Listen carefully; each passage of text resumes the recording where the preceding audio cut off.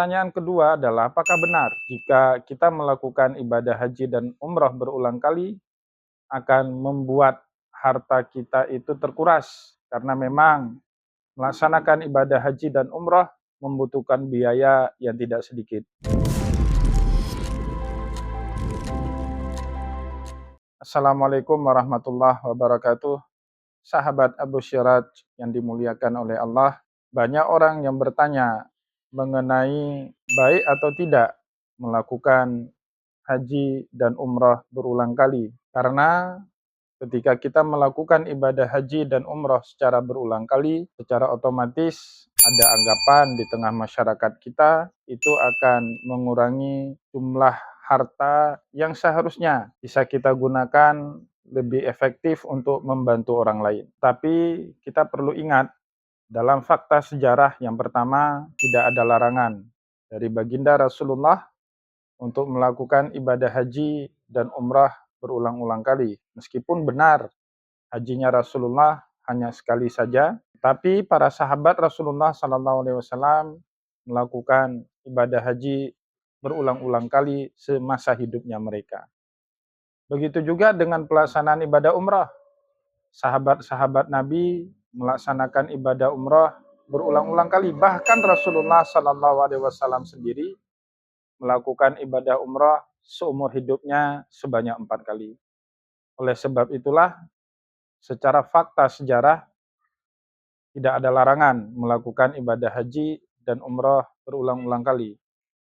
Pertanyaan kedua adalah, apakah benar jika kita melakukan ibadah haji dan umrah berulang kali akan membuat harta kita itu terkuras? Karena memang melaksanakan ibadah haji dan umrah membutuhkan biaya yang tidak sedikit. Dan untuk menjawab pertanyaan kedua ini, cukup kita ajukan fakta sejarah. Di dalam sejarah, tidak ada satupun orang yang melaksanakan ibadah haji dan umrah baik sekali ataupun berulang kali yang dilaporkan mengalami kebangkrutan atau jatuh miskin sekembali mereka dari tanah suci. Dan ini sangat sesuai dengan apa yang doa Nabi ajarkan saat kita melaksanakan ibadah haji dan umrah. Salah satu doa yang dilazimkan untuk dibaca bagi jamaah haji dan umrah seperti yang diajarkan oleh Rasulullah SAW, Allahumma ij'al hajjana hadha hajjan mabruran wa sa'yan mashkuran wa dzamban maghfuran wa amalan makbulan wa tijaratan lan tabur. Ada 5 komponen atau unsur yang menjadi bahagian daripada doanya Rasulullah di dalam doa yang baru saja kita bacakan. 4 diantaranya berkaitan dengan urusan akhirat, hanya 1 saja yang berhubungan dengan dunia. Yang pertama, Rasulullah meminta semua jamaah haji dan umrah membaca Allahumma ja'al hajjana hadza hajjan mabruran.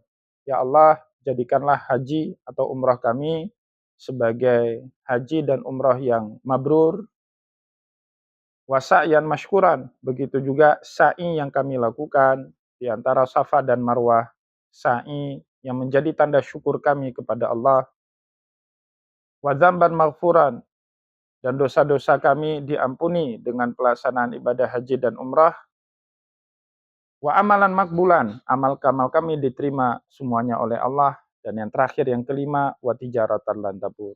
Jadikanlah perdagangan kami perdagangan yang tidak pernah mengenal kata rugi. Maka oleh sebab itulah, tidak ada satupun jamaah haji dan umrah yang dilaporkan pernah jatuh bangkrut, jatuh miskin, karena melaksanakan ibadah haji dan umrah berulang kali.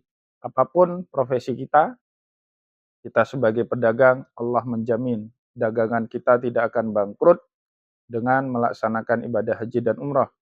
Kita sebagai seorang ASN, TNI Polri, karir kita tidak akan jatuh dengan melaksanakan ibadah haji dan umrah.